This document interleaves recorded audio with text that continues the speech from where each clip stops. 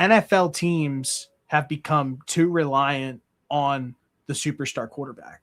And the reason that I say this is because if you just look back at the history of the last, I don't know, let's just look at the last few Super Bowls here where we have Seattle versus New England. We have the rookie quarterback. We have Drake May, the rookie QB on a rookie contract. We have Sam Darnold on a very easily digestible contract with the Seattle Seahawks.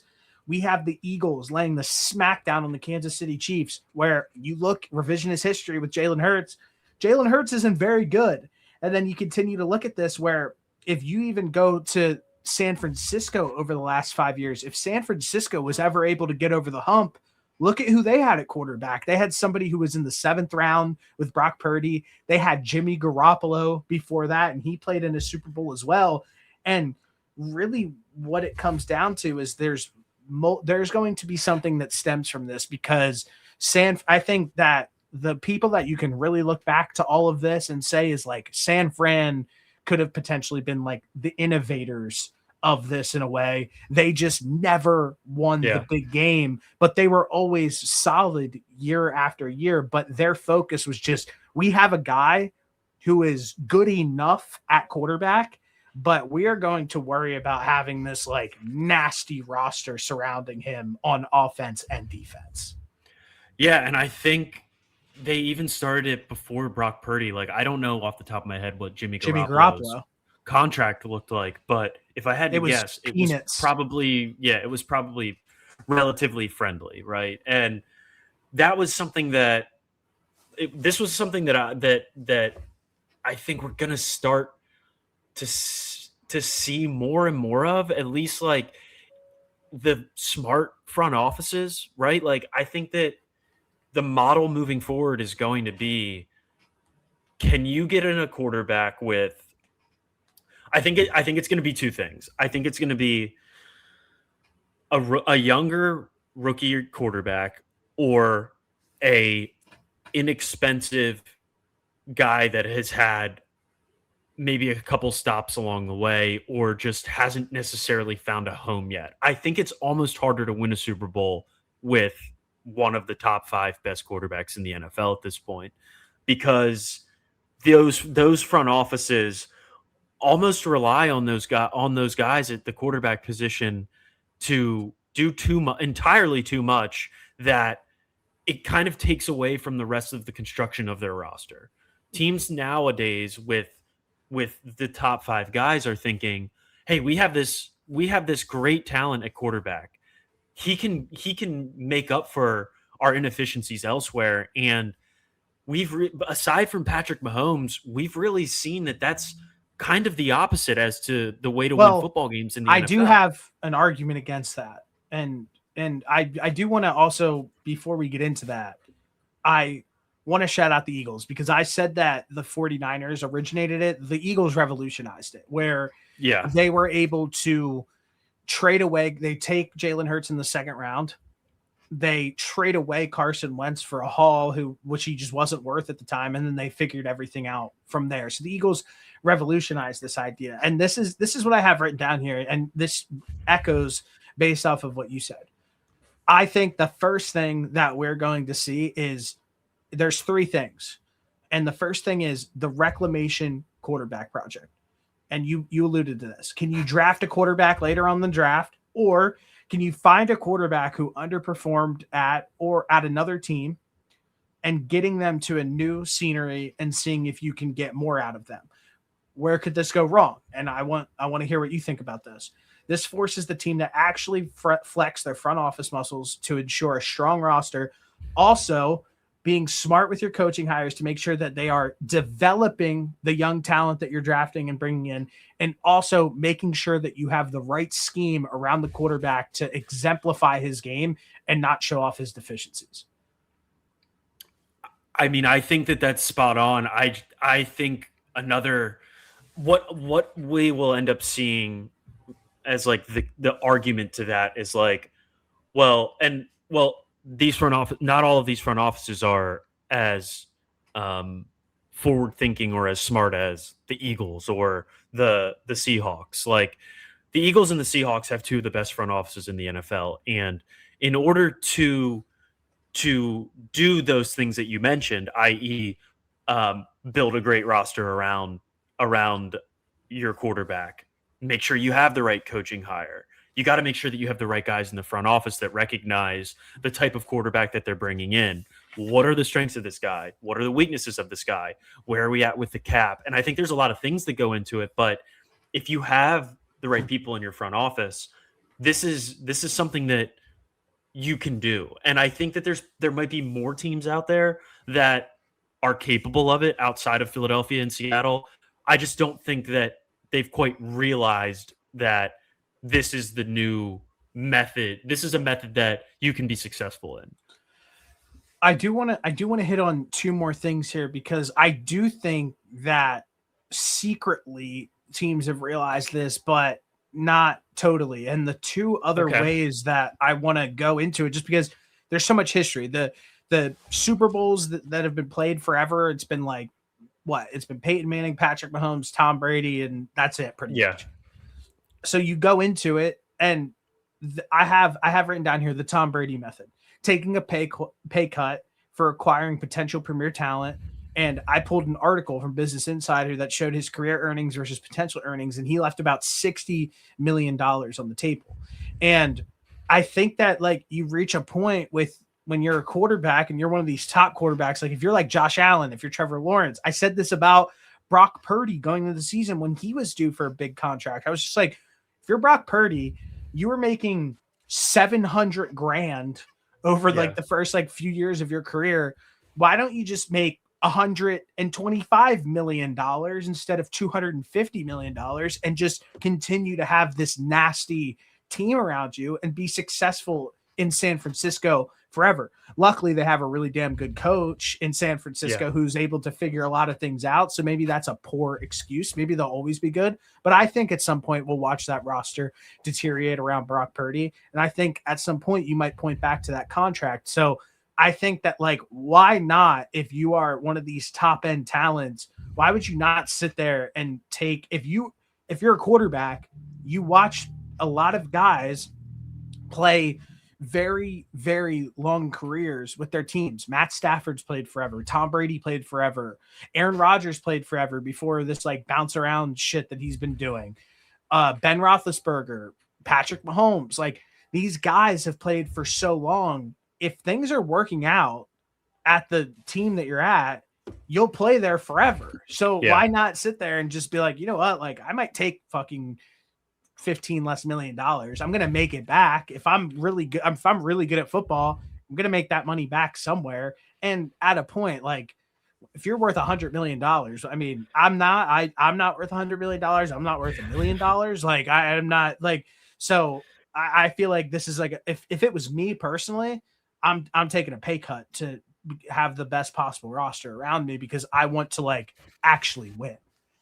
Yeah. And I think the only counter argument to that is like an NFL career can be so finite and short that say something happens and you don't get paid, like you miss out on your opportunity. So that is probably what goes through a lot of these guys' heads, that plus the fact that they are a quarterback, and even if they don't admit that they are full of themselves, I would assume that most of them are. The other side piece of that is like the cap is going to continue to expand and expand with like all of the additions, like all of the media and all of those additions to the NFL, and that number is just going to keep getting bigger and bigger. So those you're going to be able to make more money, but it'll end up counting less against the cap per se if it's done properly. But I think that could be a route that we see some team or some guys start to realize, like, hey, maybe I don't deserve as much as like Mahomes and Josh Allen, but I'm still pretty good, and I give us a shot to win. And I give us a shot to win football. That's a conversation, though, that the front offices need to start having with themselves, not the players. Like, Right. Yes, you're right. The same way the Seattle Seahawks had a conversation with themselves, be like, you know what? Like, we're trading away Geno Smith and we're bringing in Sam Darnold because we believe in him more. That didn't mean that they were going to pay him $250 million. That means that he was getting 3 years, $100 million, and he's going to be really good for us. And we believe in him, and we're willing to trade away this quarterback who we won 9 games with last season to have this guy come in because we think that he can get us over the hump.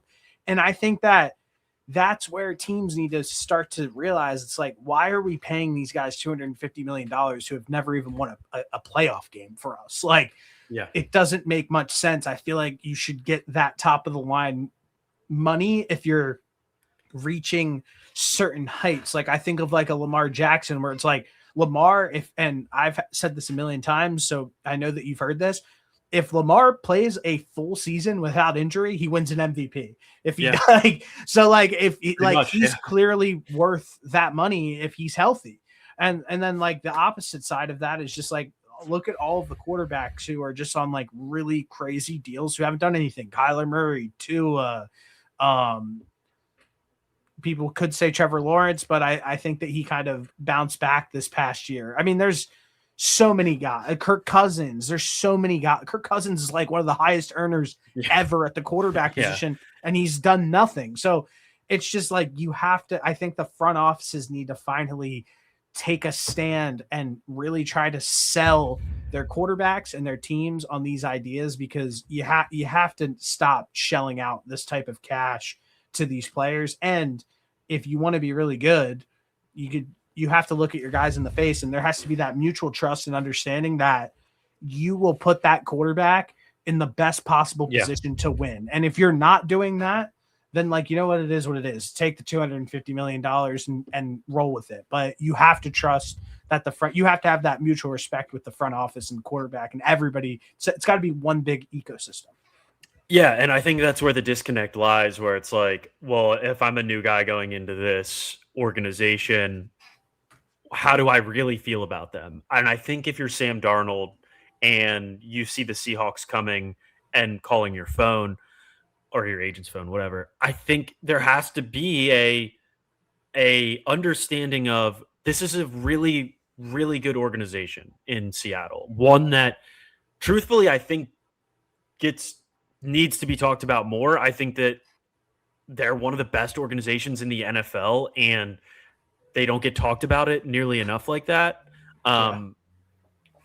If they're calling you, they see something in you, and they've proven that they can put together quality teams that if they offer you a decent to fair contract, you have to believe that they're going to put you in a spot to be successful. And I think the infrastructure is already there in Seattle prior to Sam Darnold getting there. They won 9 helps games. A lot. Helps a lot, right? They won 10 games the year before he got there. Right. So the infrastructure was there. They just needed some consistency. And I was looking back at Sam Darnold's stats.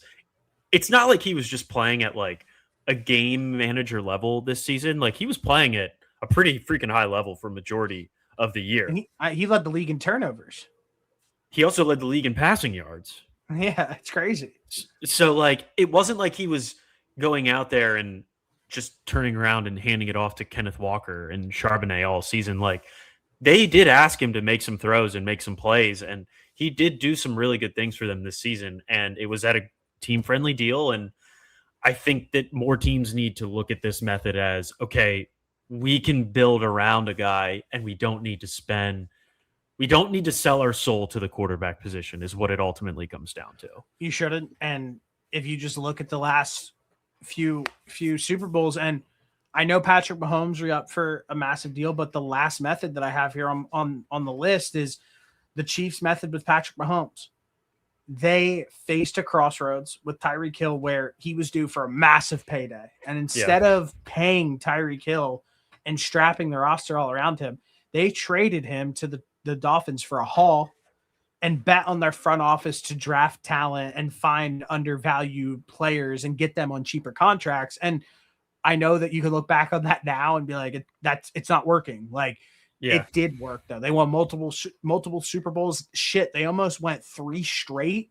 So if you even look at like what the top quarterbacks are doing, like we just said, like Tom Brady and Patrick Mahomes, the guys who played and won the most Super Bowls the last 20 years, like both of those guys, Patrick Mahomes restructured his deal to open up $45 million worth of cap space this year. But they're also willing to let guys go. They're also willing to let guys walk. There's a reason why that these teams have been successful year after year after year. And then the teams that you like toss in from time to time, like you look at the Rams. The Rams got Matthew Stafford on an undervalued deal at first, but now obviously he makes a ton of money. But like they go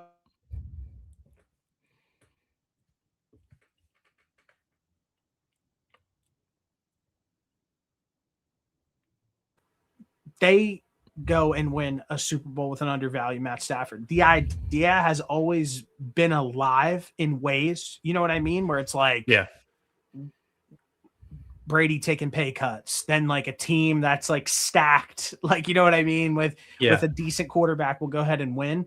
The idea has always been alive, but that's the three methods that I've taken, where it's like the reclamation quarterback project, the Tom Brady method, willing to take money out of your own contract.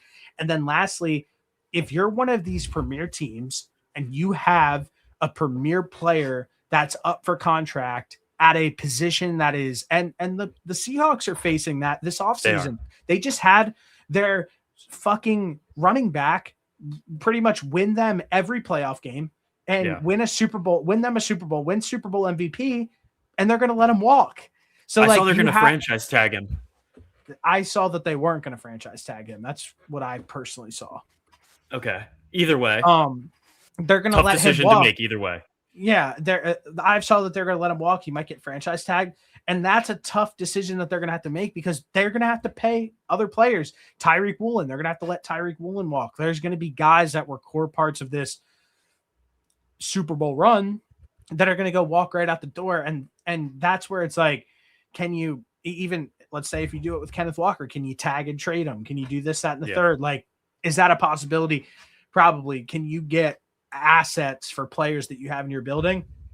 The Chiefs knew that Tyreek Hill unlocked a certain part of their offense, but they knew if they paid him, it would make this roster an absolute hell. So are those the three big ones that you think that make are there any more that I'm missing? And do you think that this idea has always been alive, what I'm kind of saying here, and we just haven't really noticed it? I don't think anybody has really noticed it. By the way, I haven't heard anybody talk about this idea of being able to figure out what's going on at this quarterback position. And go ahead. So I want to ask you about a couple names. I want to see, like, so does Josh Allen fall into like the Mahomes category of this, where the Bills haven't necessarily built the best teams around him, but they've won games because of Josh Allen? Like, does he fit into the Mahomes category? No, I think like a subset of that. I think that he fits in the mold of teams that have become too reliant on the superstar quarterback. Okay. So there's 4 categories you're saying. Well, 3 categories to make it work. One category is just like teams. The idea is teams have become too reliant on the superstar quarterback. What have teams done to not become reliant, who could potentially be reliant on the superstar quarterback, that have been able to get over the hump and win championship, i.e. Tom Brady method, i.e. Patrick Mahomes Chiefs method, i.e. reclamation quarterback project? Yeah. No, I think those are probably like the 3 broad categories of where you could loop these quarterbacks into that have had success and have won Super Bowls. I don't think there's really any other maybe like they're like small subsets within these different types, but like I think that if you really had to break it down, you could probably put majority of them into those 3 groups. And I think now we'll start to see. What teams do you think? Because so my argument is, I don't think any of these teams fall into those 3 groups.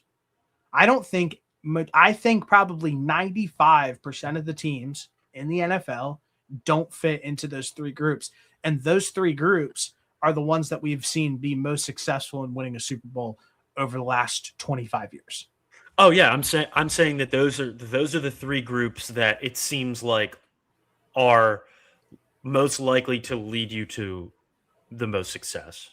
Yeah. Is the Tom Brady method, the journeyman quarterback method, and the Patrick Mahomes method. I think that if you can model your team off one of those three, you're going to end up having a lot of success. I think that there are teams in the NFL. I have the list of quarterbacks from like I have Sam Darnold versus the Cap, so like I have a handful of quarterbacks. I think the teams are trying to do that, but I think that a lot of teams are kind of in no man's land with it. I think that if you look at the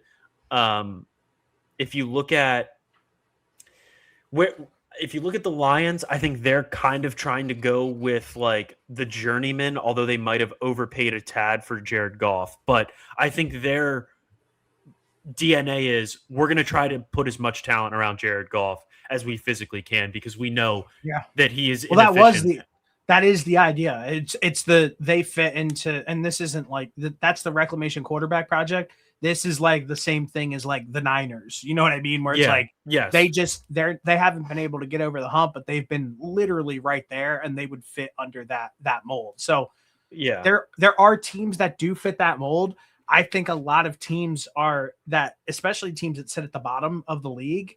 One, like just don't realize where they're at as a roster, and two, like they think that like just inserting said QB will just like fix all problems. And I think that inserting said QB can fix some, right? Like having a talented quarterback can lead you to success. Obviously, we're not saying that it doesn't, right? Like if you look at Dak Prescott, when he's healthy, he is primarily playing at an MVP level, but the Dallas Cowboys haven't had the playoff success. Joe Burrow, when he's playing and he's fully healthy, they typically are a playoff team for the most part. But you want to talk about the rookie quarterback contract? The last time he was relevant was when he was on a rookie deal. Burrow? Yeah. Yeah, right. I'm saying like when he's healthy, they're typically right around a playoff team. But their heights, the heights that they've reached. Yeah. Yes. He was on that cheap rookie deal. Yes, rookie deal Joe Burrow fit into one of the three molds that we were talking about. The Tom Brady mold where you take a quarterback. Well, they don't really have a choice. Maybe we add another tier for rookie quarterback contracts. Yeah, I think that's probably fair. I think that like the Texans are kind of in that too, where it's like they have a guy on a rookie deal and like they have a really good defense and they're trying to build around CJ Stroud, but like they're just not doing that great of a job of it. Like it's kind of, I don't think that there's some teams that are kind of just like in no man's land with this, that like you said, they don't really know where they're at either. And I think that's I wouldn't use the Texans. I wouldn't use I think the Texans have done a great job personally. I would view, I think that the way that I would separate these teams and hear me out on this one, if that's okay with you, is like, I would put like one, I definitely wouldn't like, I think that like the Giants, I think the Browns, I think the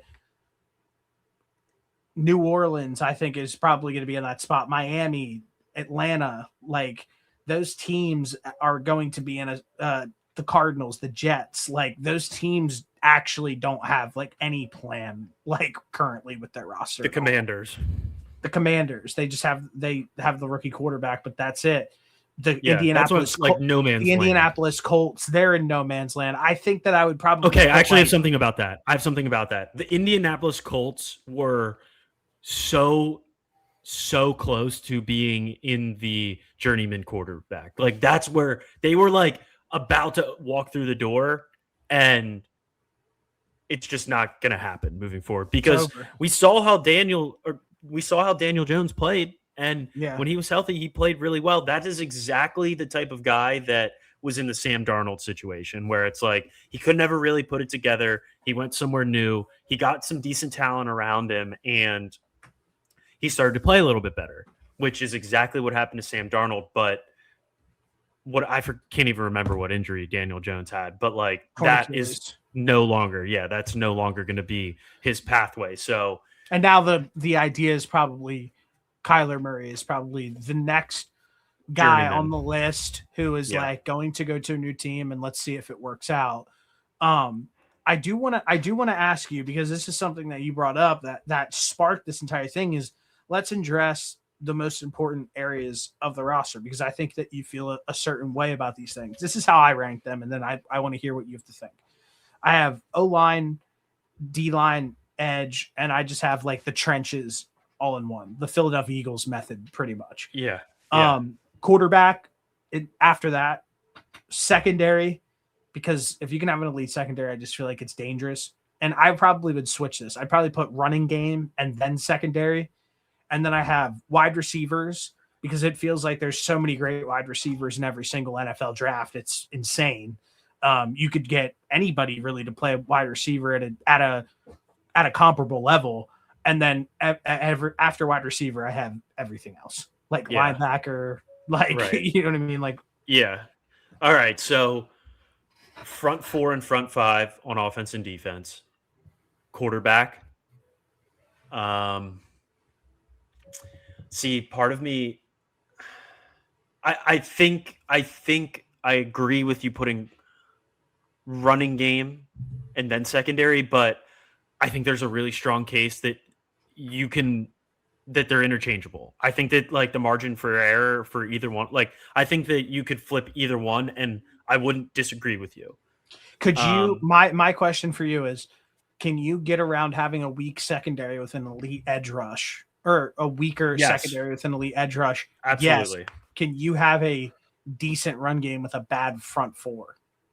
No. Front five. You're so I would exactly put run right. Game next. Yes, So that would lead me to believe that if I had to pick between it, what would you pick if it was O-line and D-line and you couldn't just encapsulate it as the trenches? I personally think that the thing that I would have first is you need somebody to be able to rush the passer. If you could have somebody who is elite, I've always said this since we've started doing this. Like, I think if you can have a Myles Garrett on your team, that is more valuable than having anything else that you could ever possibly imagine, because he just causes so many problems across the board. He makes up for so much. He can make up for so much dysfunction along the defense. He could having somebody as good as Myles Garrett could make it not matter that you have like bad cornerbacks, because he's able to always be in the quarterback's face and have him rush decisions. If you can make the quarterback's life as hard as possible from the defensive side of the ball, I think that's probably the most important position. Then from there, I would go offensive line. Then I would go run defense like next. Yeah, I would have elite. I would take an elite defensive line and an average offensive line, I think, every single day of the week if I was building a team. Yeah. I think that having an elite defensive line, and it's shown over the last 2 years with the Eagles and the Seahawks. I have a ton of stats to read off to you about just like the defense in general for both of these teams, that it almost I don't know why you would try to build your team any other way than trying to put together the most elite defensive line as possible. Like you can be an average offensive line and you can have competent quarterback play, have some decent wideouts, but you have an elite defensive line, normal secondary. I think you can win a lot of football games. I mean, look at what the Texans do. The Texans stink on offense. The Texans have a bad offense all around, and they just have they have great corners, but they have two elite edge rushers, Danielle Hunter and Will Anderson Jr., and they just cause havoc for everybody. They want the streak that they went on at the end of the year to the playoffs until they lost in the playoffs was like actually unprecedented. They were scared. Yeah. So they were. Yeah, it can come up for a ton of shortcomings. It really can. And I think that moving forward, teams should begin to potentially try to shift their focus that way. As far as, can I put together an elite defensive line and win football games that way? And that was what we saw in the Super Bowl. This is something that we had that came up the other day before you say that, and I want to hear what you think about that. Is somebody said that like CJ Stroud could potentially get dealt, and the Cardinals fans were like, "Oh, we need him. We need him." I then saw somebody say, "I don't think Kyler Murray is like amazing, but Kyler Murray is not throwing 4 interceptions in a playoff game, like in that scenario, if you look back on it. And even with those 4 interceptions that CJ Stroud threw, they still almost won that football game. So if he just throws 3 picks, they might just flat win the game. So yeah, I'm with you. Why wouldn't you have this position if you have an opportunity to figure out this position? And we watched like the San Francisco 49ers last year. It didn't work. They took Michael Williams, I think is Williams, he was out of Georgia, the edge rusher last year in the top 10, because it's like, how many more times are the Niners going to be picking in the top 10 in the next decade? You have to go get an edge rusher with this top pick because it's that important. But go ahead. Yeah. Sorry. Yeah. So I have some numbers here for the 2024 Eagles defense and the 2025 Seattle Seahawks defense. So let me read these off to you. Both of these teams, as we know, had elite defenses. I have the numbers here for Jalen Hurts' total cap hit in 2024 when the Eagles won, and Sam Darnold's total cap hit in 2025 when the Seahawks won. So I'll start with Jalen. Jalen's cap hit in 2024 was 17th in the NFL as far as quarterbacks go. His cap hit was $13.5 million. 17th in the NFL, 17th lowest. Defensively, the Eagles had a negative 22.8 DVOA, which was weighted DVOA, best in the NFL. They gave up the least amount of yards as a unit, 8th lowest passing touchdowns against, 2nd lowest rushing touchdowns against, 6th most turnovers, 2nd lowest first downs given up, 2nd lowest points allowed, 7th in pressure via defensive line. If you can generate that much pressure as a defensive line and you can drop 7 guys in coverage, that makes it almost impossible for the other team to throw the football on you. Absolutely. Yeah. And then you look at this 2025 Seattle Seahawks team. Sam Darnold's cap hit this year was $13.4 million, which was 20th in the NFL. Their defensive DVOA was negative 24%, first in the NFL. They gave up 17.2 points per game, which was first in the NFL. Gave up 267 yards per game, which was first in the NFL. 6th lowest total yards given up, 8th lowest passing touchdowns given up, 2nd lowest rushing touchdowns given up, 6th most takeaways.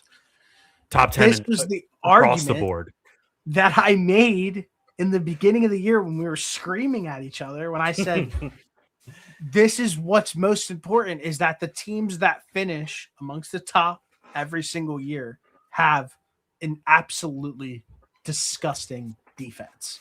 Yeah. Yeah, I just needed another year to see it, but that's exactly how I'm going to be thinking about teams moving forward until we see another shift in team building philosophy and being able to counteract an elite defensive line. I think that once teams begin to figure that out, then we'll see another shift. But the shift that we recently saw was like a lot of teams were dropping into 2 high safeties. That was like the biggest thing that everybody was 2 high shell. 2 high shell that everybody was complaining about because teams were throwing the football less, forcing teams to run more. Well, they figured out a response to it. How are they going to figure out a response to handling an elite defensive line? And maybe that is bringing 6 people on the offensive line more, being in more heavy personnel. Maybe that could be what we saw with the Seattle Seahawks. I don't have the numbers off the top of my head, but I should have looked this up. How often were the Seattle Seahawks in like 2 tight end sets? Because they ran a lot of play action, which helped in Sam Darnold's favor and helped their run game in general. And maybe that's the counter to facing an elite defensive line. So my philosophy for success, as once we get into our 2026 season preview is I'm going to weigh that heavier than I have before. Yeah, I think that's completely fair.